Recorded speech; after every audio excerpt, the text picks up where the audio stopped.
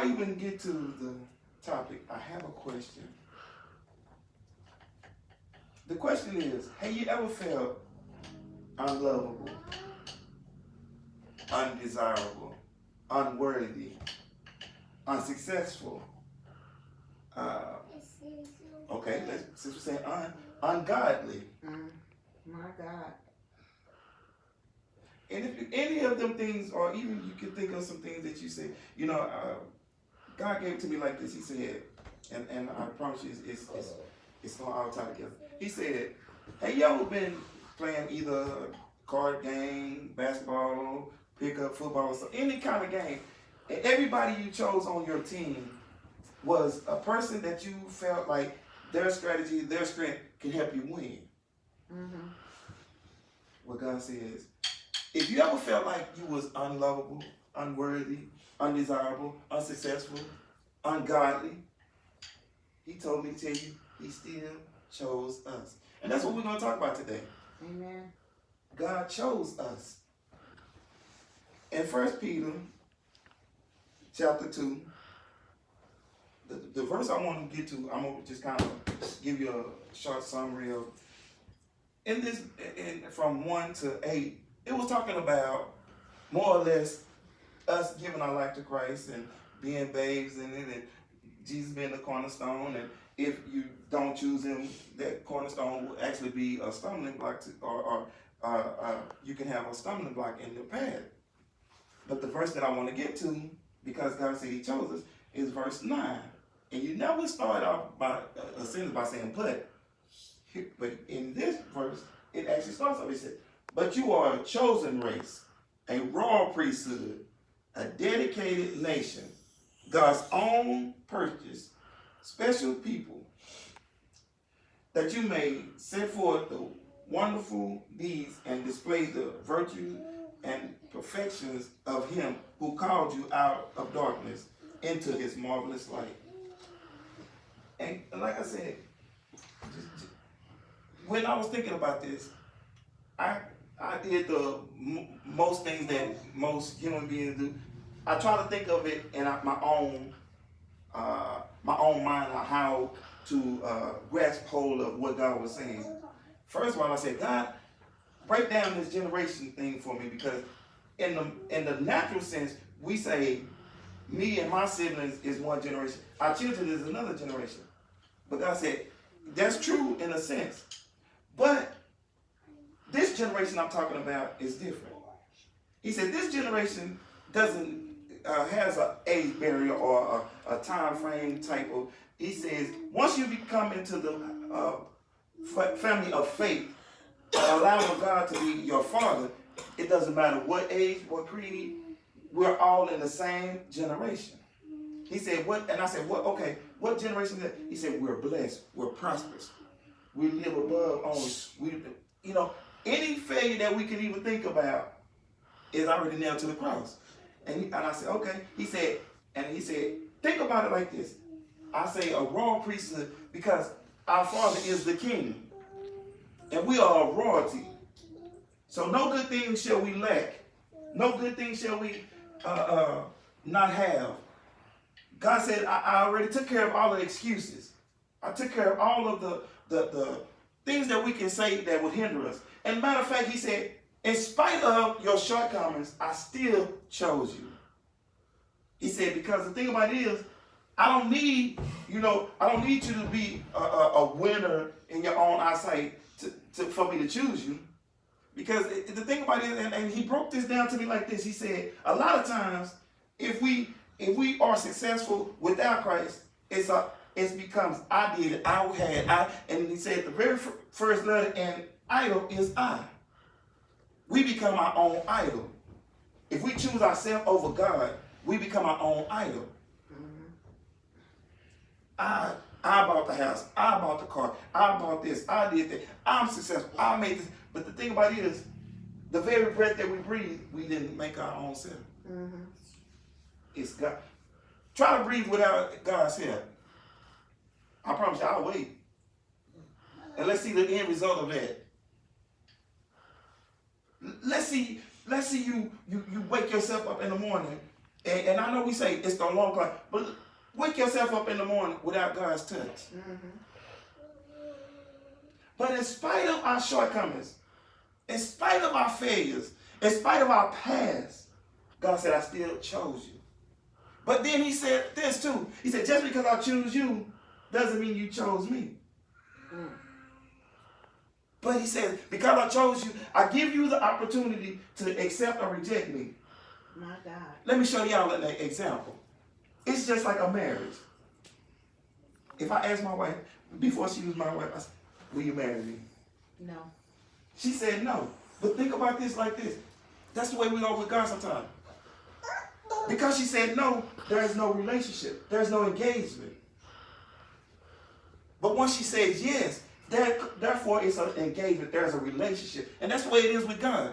Once we say yes to him, there's an engagement. There's a relationship. Then we are able to get the royalties. We always hear people say royalties received. But you can't receive royalties unless you have a relationship. Amen. It goes back to the relationship. Even though God is choosing you, even though God has chose you, even though God is still continually choosing us. And guess what? He did it so to the point where he said, this is how much I love you. He stretched out his arms to die for us. But I look at it like this. He was stretching out his arms to give us a hug. To hold us in his bosom.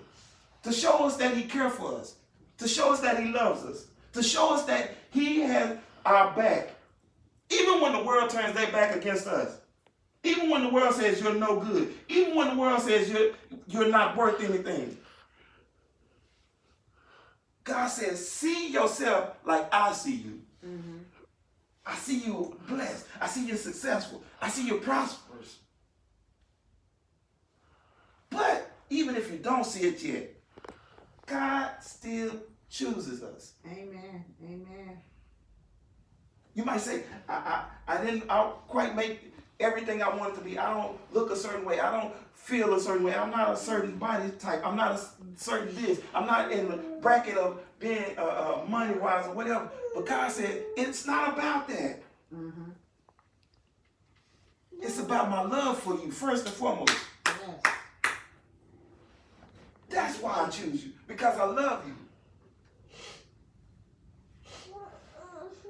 And the thing about it, Jeremiah 29:11, it tells us how God sees us. Mm-hmm. His thoughts of us is good and not evil. Make it shorter. And at the very end, he said to give us either a hope future or an expected end. Mm. It doesn't matter what your past is. God already said your future is bright. Amen. What is it that God cannot do for us? Only thing I ever seen God not do was fail. Mm. And because he chose, when I was coming up, I wasn't the biggest guy. And a lot of times I would be the last person picked on the team.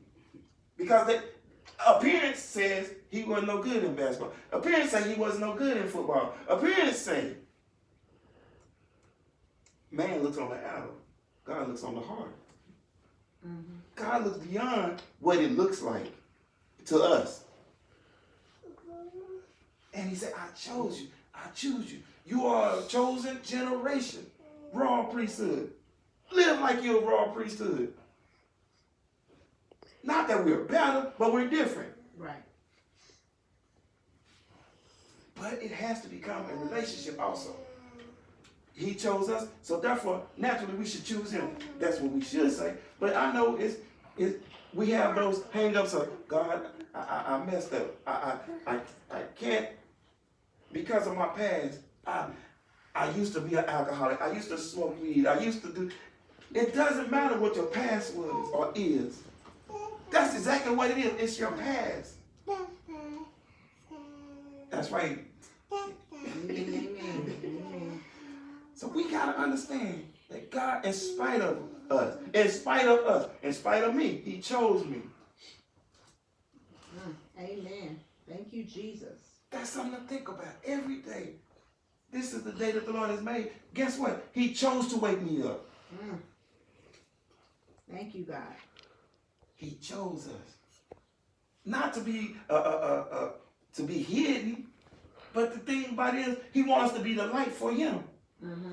To be beacons for him, to show people to him. Yes, God. I said this back when I was younger. I used to say, I'm going to be a trophy for God.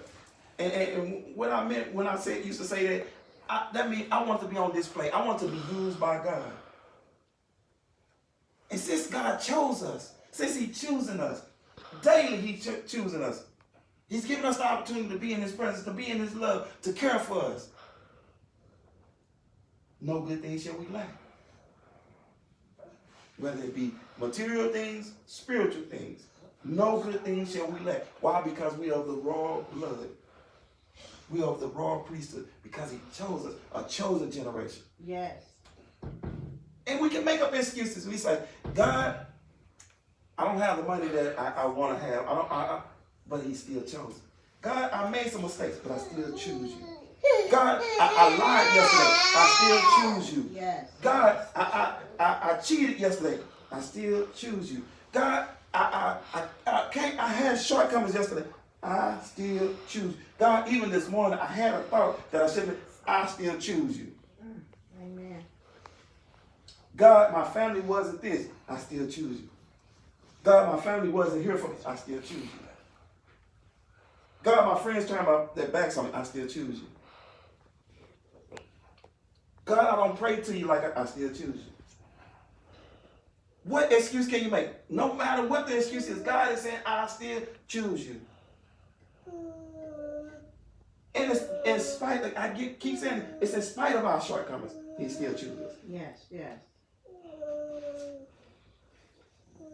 Thank you, Jesus. It's got to be, we got to choose him. Choose you this day. Whom you going to serve? God always give us an opportunity, a choice to be made, or to give us the opportunity to receive him. Mm-hmm. To embrace him, to love on him, to cast our cares on him. He chooses us. Amen? Amen. Amen. Thank you, Jesus. And that's what God was saying to us today. I still choose you. It doesn't matter who comes or who goes in your life. I still choose you.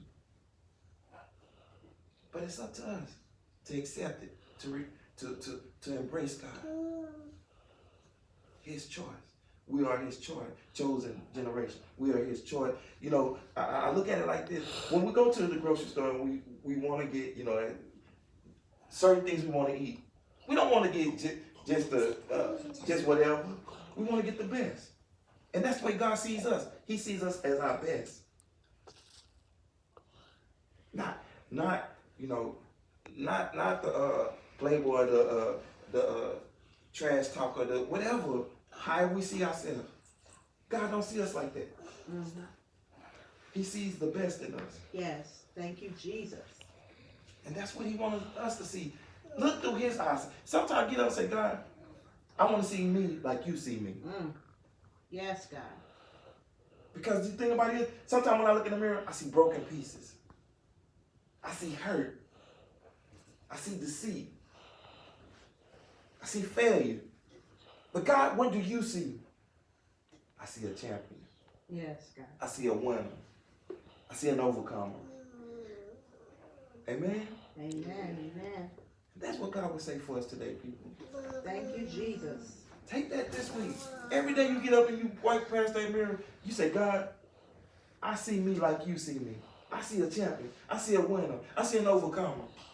I see a healthy person. Yes, God. I see somebody that's loved. You know what? Even when we couldn't find a person to love us, God was steady saying, I'm waiting patiently to show you that I love you. How do y'all know? How do y'all know you love me, God? Because I died for you. Mm. Amen? Amen. Amen. We're standing.